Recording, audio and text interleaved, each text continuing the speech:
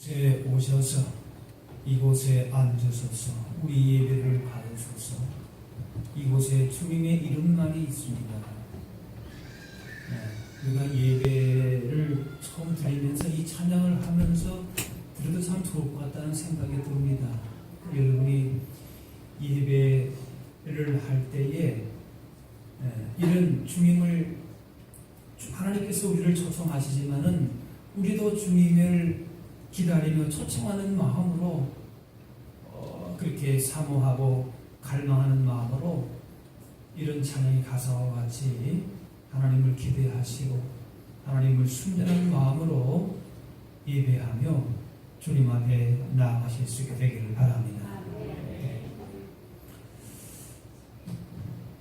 노예로 팔려온 요셉이 바로의 신하 보디발의 집에 총무로 임명이 됐습니다. 노예로 팔려온 사람이 그 애굽의 신하의 집에서 가정 총무로 있다는 것은 굉장히 큰 지위죠. 그만큼 성실하게 아주 유능하게 일을 잘 감당했습니다. 그런데 어느 날 요셉이 억울한 일을 당합니다. 그 보디발의 아내가 요셉을 유혹합니다. 자, 그래서 이 소식이 어떻게 나가는가 하면은 요셉이 그 주인의 그 아내를 겁탈했다. 이렇게 소식이 나갑니다. 노예로 팔려온 자를 그 가정에 총무까지 세웠는데 은혜를 원수로 갚아도 유분수지 저런 자는 당장 감옥에 쳐넣어라. 얼마든지 그럴 수 있지요. 아마 당장에 죽여도 할 말이 없었을 것입니다. 그러나 요셉은 그 주인의 그렇게 화를 살 만한 일이 전혀 없었습니다. 그 보디발의 아내가 요셉의 용모의 준수함을 보고 그를 유혹한 것이고 요셉은 이를 거부한 것이지. 어떻게 보면 오히려 칭찬을 받아야 되는데 돌아온 결과는 전혀 다른 것이었습니다. 단지 그 보디발 아내의 유혹을 부리셨다는 것 한 가지 때문에 억울한 누명을 쓰게 된 겁니다. 요셉이 정직하게 성실하게 주인을 잘 섬기고 그 집을 관리했습니다. 이 주인 아내의 유혹을 물리친 것도 주인에 대한 충성심의 증거라고 볼 수가 있지요. 그 인간적인 생각을 품었다면은 그 여주인에게 잘 보였어 말이죠. 좀 뭔가 신분 상승도 할 수 있을 것이고 자기 형들에게 당한 그 억울함도 풀 수 있을지 모르겠습니다. 그런 생각을 안 한 것이고 하나님 앞에 이거는 범죄하는 거다. 내가 어떻게 하나님 앞에 덕지하겠느냐. 하나님의 생각, 하나님의 뜻을 마음에 품고는 그걸 거부한 것이지요. 자, 어쨌든 이렇게 이 보디발은 거짓말하는 아내의 말만 듣고 요셉을 감옥에 넣었습니다. 보통 이런 일을 당하게 되면은 한국 사람 같으면은 뭡니까? 무슨 병이 생깁니까? 화병이라 그러죠. 이 화병은 우리나라 그 고유의 말이라 그래서 세계에서 사전 가도 우리나라 말로 화병 이렇게 써 있대요. 화병. 다른 말이 없고 화병. 그 마음에 그냥 이 원한이 억울함이 이게 마음에 뭉쳐 있는 게 화병이. 어떤 사람은 이런 자기의 그 결백을 증명하기 위해서 방법이 없지요. 이 노예로서 어떻게 무슨 변호사를 사겠습니까? 뭘 하겠습니까?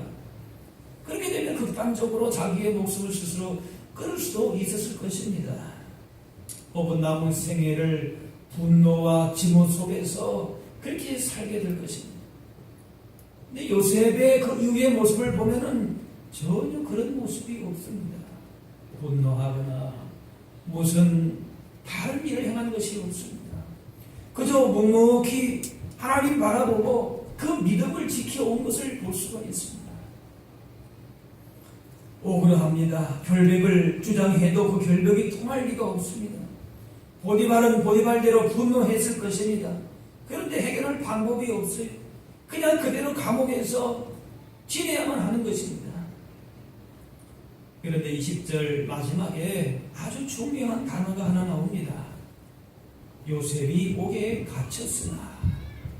이 말을 풀었으면 요셉이 옥에 갇혔더라. 그러나 그런 말이 여기서 중요한 단어가 요셉이 옥에 갇혔다는 것이 아니라 무슨 말이겠습니까? 그러나 이 단어 하나로 요셉은 그 억울함과 고통을 견딜 수가 있었습니다. 요셉이 옥에 갇혔으나 21절에 여호와께서 요셉과 함께 하시고, 하나님이 함께 하셨어요. 어디 억울한 그 사연을, 그 마음의 화를 내놓고 풀 데가 하나도 없어요. 그러나 하나님이 요셉을 아신 겁니다. 하나님이 그 억울함을 기억하셨어요. 감옥에서도 그와 함께 하셨습니다. 그래서 그 믿음이 있었기 때문에 그 억울함을 도저히 어떻게 해결할 수 있는 방법이 없는 그 상황 가운데에서도 그 믿음을 지켰던 것입니다. 절망적인 상황이지만은 하나님이 그 상황을 보고 계신 것입니다. 함께 하셨습니다. 이 억울함이 있을 때에 대체적으로 약한 사람들이 그 억울함을 당하지 않습니까?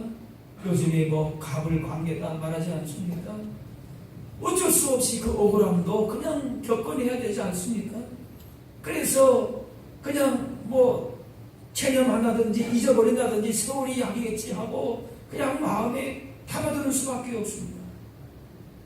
그렇게 우리는 포기하고 잊어버릴 수 있었는데, 그 부당한 일이 바로 잡아지지 않고 그대로 묻힐 수 있었는데 하나님께서 기억하셨다는 겁니다. 하나님이 함께 하셨다는 거예요. 할렐루야. 우리의 아무리 인생에 해결할 방법이 없고 살면 처음 같은 어려움과 고난 가운데 있다 할지라도 하나님께서 우리를 주목하고 보시는 줄로 믿습니다. 이 땅에는 공의가 없고 정의가 사라진다 할지라도 하나님은 그 억울한 공의가 사라지는, 정의가 사라지는 그 가운데서도 여전히 하나님은 공의로우신 분으로 우리를 보고 계시는 것입니다.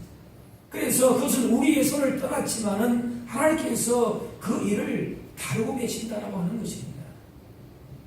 로마서 12장에도 말씀 보면은 너희가 친히 원수를 갚지 말고 하나님의 진노하심에 맡기라. 기록되었을 때 원수 갚는 것이 내게 있으니 내가 갚으리라. 누가 기억하세요? 누가 갚아주세요? 하나님이 갚아주시는 거예요. 개인의 억울함을 풀어주시기도 하시지만은 그보다 더 하나님께서는 공의의 잘못된 것들을 하나님께서 바로 잡아주신다, 그런 말씀입니다. 요셉은 이러한 공의의 신실하신 하나님이 함께 하심을 믿었습니다. 하나님이 어떤 분이신가를 알았습니다. 그래서 지금 자기 상황은 노예로 팔리고 그 다음에 또 감옥에 들어가고 자꾸 이런 사람으로 말하면은 불이 겹치고 겹치는 것이 내려가고 또 내려가는 것이, 그러나 그럼에도 불구하고 하나님은 여전히 나에게 공의로운 분이시다, 신실하신 분이시다. 어떤 상황에서도 하나님 앞에서의 그의 믿음과 신실함을 놓지 않았던 겁니다. 억울한 사정을 아무도 알아주지 못했지만 하나님은 정확히 보고 계심을 요셉은 기억했습니다. 그러므로 개인적인 억울한 감정에 사로잡히기보다는 하나님이 함께 하심을 기억하고 그것을 하나님 앞에 맡긴 것입니다.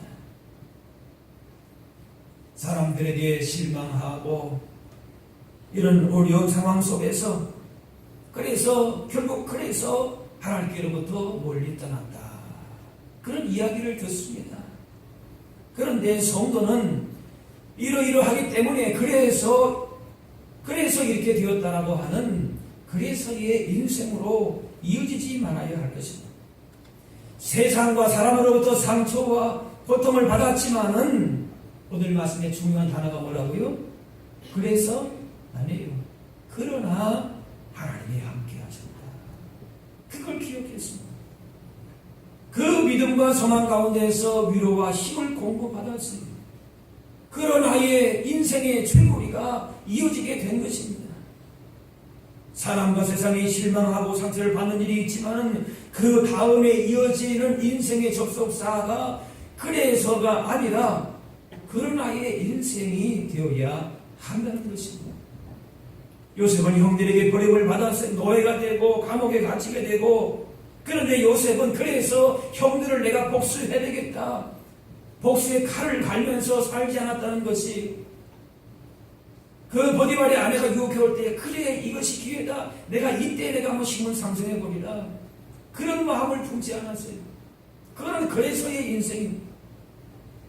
노예가 되고 이렇게 감옥에 갇히게 되었지만 그러나 하나님이 여전히 나와 함께 하신다, 그걸 믿고 낙심하지 않고 하나님과 동행하면서 살 때에 그 자체로 요셉은 형통한 인생을 산 것이 된 겁니다. 그러나 함께 하시고, 한번 따라할까요? 그러나 함께 하시고. 네. 하나님은 우리의 인생 가운데에 그러나의 인생을 살아가도록 하십니다.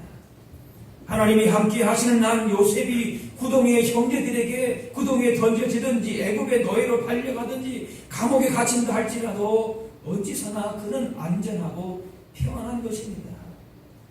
무슨 애굽의 총리가 되어서만이 아닙니다. 하나님이 함께 하신다는 사실을 알고 있기 때문에 폭풍우가 몰아치는 그 인생의 역경 가운데서도 하나님이 함께 하심을 경험하면서 그 속에서 인생의 형통함을 이미도 경험하고 있는 것입니다. 사람들로부터 상처를 받고 배신당하고 오해에 쌓여서 관계가 깨트려지고 억울한 일을 당합니다.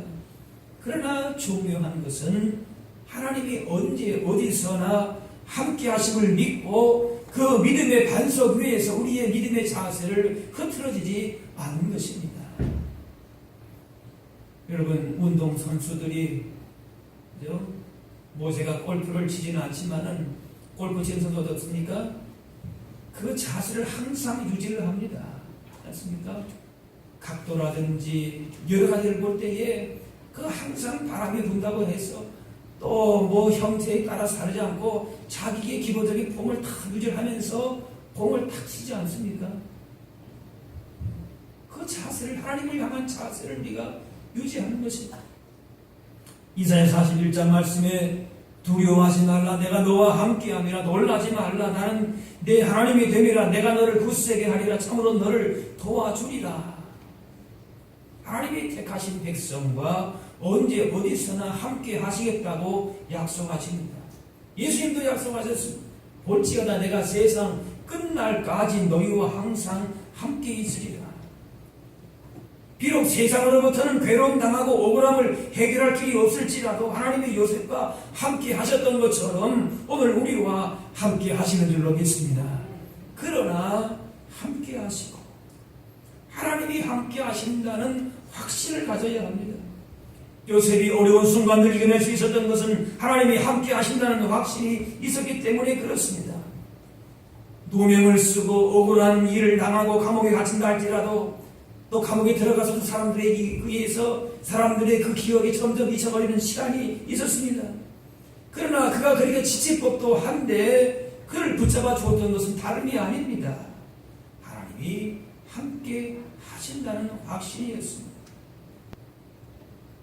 누구도 믿지 못할 상황에서, 그래서 이 억울함을 해결할 길이 없어도, 그래서 나는 이렇다, 내 인생 마이웨이, 내 뜻대로 내 방법대로 살았다, 그것이 아니라 그러나 내 인생은 이렇게 고난의 삶이요 힘든 폭풍과 치는 삶이지만 그러나 하나님이 내 자신을 인정하신다, 나와 함께 하신다, 그 확신이 있는 것입니다. 고난 중에 있을 때에 분노와 불평과 염려, 절망, 의심에 말려들기가 쉽습니다. 그러나 거기에 한번 말려들면은 빠져나오기가 어렵습니다. 거기에 말려들지 말고 모든 문제를 하나님께 말씀드리고 하나님만 바라보면서 잠잠히 하나님 말을 기다리는 것입니다. 그러면 하나님께서 나와 함께 하시는 것을 발견하게 됩니다. 이렇게 하나님께서 나와 함께 계시다는 사실을 확신하게 되면은 소망을 가지고 인내하게 되고 문제를 이겨내는 지혜를 얻게 되면서 결국 이 확신 가운데에 인생의 형통함을 누리며 살게 되는 줄로 믿습니다. 요셉이 노예로 팔려간 것은 하나님의 뜻을 이루기 위한 시작이었습니다. 하나님의 뜻이 있어서 보디발의 집에 가정 총무가 된 것입니다. 하나님의 뜻이 있어서 감옥에 들어간 것이고 하나님의 뜻이 있어서 애굽의 총리가 된 겁니다. 감옥에 들어갔다. 보디발 집에서 총무가 됐다. 애굽의 총리가 됐다. 그 자체가 중요한 것이 아니에요. 하나님의 뜻 가운데에서 이런 일들이 일어났다는 겁니다. 하나님의 뜻이 중요합니다. 하나님의 사람은 자신을 향하신 하나님의 선하신 뜻이 있음을 확신하기 때문에 흔들림이 없는 것입니다. 가난하거나 인정받지 않아도 자신이 진리와 함께 하기에 만족하는 사람입니다. 성경에는 그렇기 때문에 요셉이 자신을 향하신 하나님의 뜻이 있음을 알고 믿었기 때문에 어떠한 순간에도 좌절하거나 분노하거나 불편했다는 말이 단 한마디도 나와 있지 않습니다. 어떤 순간에도 그를 향한 하나님의 뜻이 있음을 확신하고 있었기 때문에 그렇습니다. 하나님이 우리와 함께 하시는가? 하나님의 뜻이 우리에게 있는가? 이것이 중요합니다. 그러므로 내가 무엇을 어떻게 하겠다는 계획도 중요하지만 결국에는 그것이 하나님의 뜻이고 하나님이 함께 하신 일인가가 더욱 중요한 것입니다. 야고보 사도는 그렇게 말씀합니다.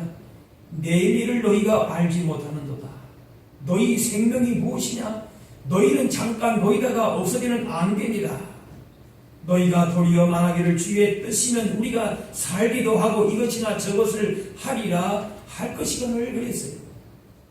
우리의 인생의 계획과 뜻이 있지만은 우리 인생의 진정한 형통과 성공은 우리의 삶 가운데 주님의 뜻이 저런 것인 줄로 믿습니다. 그것이 인생의 구렁텅이든지 감옥이든지 억울한 순간이든지 혹은 애굽의 총리가 되는 것이든지 하나님의 뜻이 우리 가운데에 있어서 하나님과 동행하는 삶이 우리 인생의 진정한 복이요 형통이 되는 줄로 믿습니다.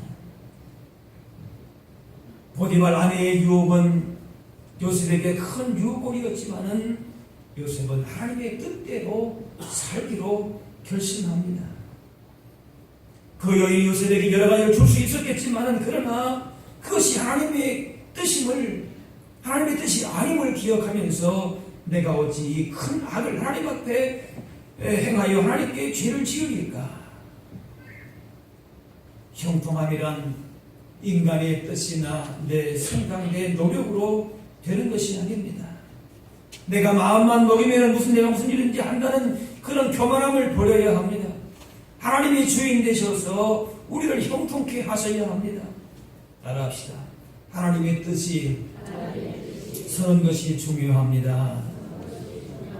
물론 내가 노력하고 내가 수고한다 할지라도 그러나 아무리 수고해서 무엇을 이룬다 할지라도 하나님의 뜻이 그 가운데 나타나지 않는다면은 그건 사실은 아무것도 아닐 수가 있습니다. 조금만 잘 되면 내 탓이라고 하고 조금만 못 되면 남의 탓이라고 하는 세상과 우리는 달라야 합니다. 잘 되어도 못 되어도 하나님께 영광을 돌리고 하나님 앞에 겸손해야 합니다. 그 어떤 상황에서도 하나님의 뜻이 바로 서는 것이 우리 인생의 형통이며 성공임을 기억해야 할 줄로 믿습니다. 그렇기 때문에 요셉의 형통함이 여기 있는 것이에요. 하나님의 뜻이 바로 서기를 원하는 하나님 앞에서의 삶을 살았기 때문에 그의 말에 원망이나 불평이 없었던 것입니다. 세상적인 표현으로 재수가 없어서 요셉이 노예가 되고 억울한 일을 만나고 감옥에 간 것이 아닙니다. 하나님의 뜻이 그 가운데에 있는 것입니다. 요셉으로 하여금 애굽의 총리가 돼서 가정들을 식구들을 부양하고 거기서 이스라엘 민족으로 성장하게 하시는 하나님의 뜻이 있어서 그 뜻을 이루기 위해서 애굽의 노예가 되게 하고 그 보디발의 집에 왕의 시술을 받은 감옥에 있다가 우여곡절 끝에 애굽의 총리까지 가게 하신 겁니다. 그때 하나님의 뜻을 다 모른다 할지라도 결국 하나님의 뜻이 그 가운데 있었던 것입니다. 그래서 사도 바울은 그렇게 고백합니다. 우리가 알거니와 하나님을 사랑하는 자 곧 그의 뜻대로 부르심을 입은 자들에게는 따라합시다. 모든 것이 합력하여 선을 이루느니라. 네. 우리의 삶이 힘들고 고난이 있다고 생각된다면 하나님께서 다시금 일으켜 세우실 것을 기다리면서 하나님의 뜻을 소망하면서 인내해야 할 것입니다. 그래서 그 중심과 믿음의 자세만 잘 갖추고 있으면 되는 것입니다. 우리에게 순풍만 주시는 것이 아니라 불리한 것처럼 보여도 하나님께서 우리를 향한 하나님의 계획과 뜻 가운데에 합력해서 선을 이루어 가시는 하나님을 믿고 나아가면 됩니다. 사는 동안에 여러 가지 일이 생기고 또 많은 사람을 만나기도 합니다. 그런데 그 모든 것들이 아무런 의미 없이 또는 우연히 생겨나는 일들이 아닙니다. 사건 하나를 통해서 말씀하시는 하나님의 뜻이 있고 만나게 하시는 사람들과의 관계 속에서 주시는 사명이 있는 것입니다. 그렇기 때문에 우리에게 일어나는 모든 일들 가운데에 하나님의 뜻 가운데에서 바라보고 파악할 수 있는 영적인 시각이 필요한 것입니다. 우리의 삶을 통하여 하나님의 뜻이 이루어짐을 확신하고 사는 사람은 그렇기 때문에 그 어떤 환경 속에서도 적극적이면서 긍정적으로 살아갑니다. 하나님의 때가 되면 반드시 이루어 주실 것이다. 챙겨 주실 것이다. 이 믿음과 소망 가운데에서 우리 주변에서 일어나는 모든 일들을 바라보는 관점이 달라지게 되는 것입니다. 그래서 눈앞의 상황만 바라보는 것이 아니라 우리와 함께 하시며 역사하시는 하나님을 언제나 바라보며 살아갈 수 있어야 할 줄로 믿습니다. 뜻하지 않는 기가 막힌 일이 일어날지라도 성급하게 판단하지 말고 고통스러운 일이 닥쳤을 때에도 그렇기 때문에 그래서 그것이 하나님을 부정하고 원망하는 이유가 되어서는 안 될 것입니다. 요셉 여호와께서 요셉과 함께 하시고 그에게 인자를 더하셨다 말씀하십니다. 23절에 여호와께서 요셉과 함께 하심으로 여호와께서 그를 범사에 형통하게 하셨더라. 그 말을 반복해서 하고 있습니다. 우리 인생의 어떤 상황에서도 하나님이 그 가운데 함께 하셨다. 무슨 말입니까? 하나님이 기억하셨다. 하나님이 보고 계신다. 그리고 하나님께서 그를 향한 하나님의 뜻이 반드시 있다. 하나님의 때와 방법을 따라서 그 뜻을 이루어 가신다. 그런 말씀입니다. 그렇기 때문에 뭡니까? 범사에 형통하게 하셨더라. 지금 사실은 형통한 상황은 아닙니다. 노예로 잡혀왔어요. 한번 노예면 평생 노예가 될 수도 있습니다. 그 후손까지 노예가 될 수도 있어요. 거기다가 감옥에 들어갔는데 감옥에서 언제 죽을는지 모릅니다. 그런 가운데 무슨 형통입니까? 그런데 뭐예요? 하나님께서 요셉과 함께 계심으로 여호와께서 그를 범사에 형통하게 하셨다. 그렇게 말씀하는 것입니다. 형통이라고 할 때에 무조건 잘 되는 것만 형통이라고 생각하지 말아야 합니다. 오히려 큰 나무는 비바람을 잘 견뎌냅니다. 이 요셉은 형통한 사람으로 그 형통에 맞는 큰 그릇으로서의 연단의 시야를 가진 것입니다. 얼핏 보기에 요셉이 점점 나빠지는 것 같지만은 실상 가만히 보게 되면은 하나님의 뜻 가운데에서 지금 잘 되게 하시는 것입니다. 지금 당장에 아무런 징조가 없고 응답이 없어도 하나님은 이미도 우리의 삶에 개입하시고 일하고 계신 것입니다. 그러므로 잠잠히 하나님을 바라보면서 하나님의 행하시는 일을 기다려야 합니다. 요셉이 그 어려운 가운데서도 하나님의 뜻대로 살아갈 수 있었던 것은 여호와께서 요셉과 함께 하시고 그를 형통케 하셨다. 그 말씀을 볼 줄 아는 눈을 가졌기 때문에 그렇습니다. 하나님께서 요셉을 통해서 그의 주인인 보디발의 집에 복을 내리셨습니다. 복이 있는 집에 요셉이 들어간 것이 아니라 요셉이 복이 있는 사람이 되다 보니까 보디발의 집이 복을 받은 것입니다. 요셉이 어디든지 간에 최선을 다해 살아갈 수 있었던 것은 그를 선한 길로 인도하시는 하나님의 뜻을 믿고 순종했기 때문에 그렇습니다. 이 흔들리지 않는 믿음의 견고함이 인생의 고난 가운데서도 끝까지 좌절하지 않고 그의 인생의 형통함으로 열매를 맺게 된 것입니다. 사실은 인생의 형통하여라 하는 것은 하나님께는 그렇게 중요한 것이 아닐 수가 있습니다. 내가 어떤 일을 이루었다. 그 자체가 물론 귀한 것이지만은 하나님 편에서 볼 때에는 그것이 그렇게 귀한 것이 아닐 수도 있습니다. 중요한 것은 하나님이 언제나 우리와 함께 하심을 믿고 변함없이 하나님의 뜻에만 순종하리라고 하는 믿음의 자세를 취하며 살아가는 것이 진정한 형통한 삶이요 복된 인생입니다.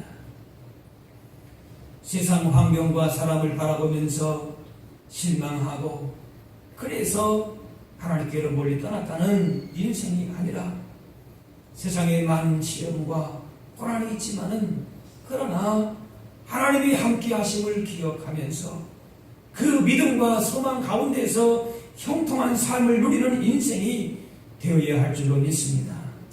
내 생각과 계획대로 진행되게 형통한 것이 아닙니다. 우리의 형통의 기준으로 볼 때는 요셉은 그 형들에게 팔려서 고독에 빠지지 말아야 했었지요. 노예가 되지 말아야 했었지요. 감옥에 가지 말아야 했을 것입니다. 하지만은 하나님의 뜻이 요셉 가운데에 분명히 있음을 기억하고 하나님이 자기와 함께 있음을 기억하고 하나님의 계획하신 일이 이루어가고 있음을 믿기 때문에 그 믿음 안에서 결국 그 삶이 형통하게 된 것입니다. 인생의 주인 되신 하나님께서 언제나 우리와 동행하심을 믿고 그 주님과 동행함이 진정한 복임을 알고 하나님 앞에서의 복 있는 자의 삶을 살아가실 수 있게 되기를 바랍니다. 인생의 환경이 조건이 그렇기 때문에 내가 이러한 삶을 산다라고 하는 그런 인생의 줄거리가 아니라 그럼에도 불구하고 그러나 하나님이 나와 함께 하신 하나님의 뜻이 내 삶에 있기 때문에 내 인생이 복이고 형통한 삶을 살았더라. 주님 안에서 주님과 동행함으로 주시는 이런 복 있는 인생 걸음을 걸어가실 수 있는 우리 모두가 될 수 있기를 바랍니다.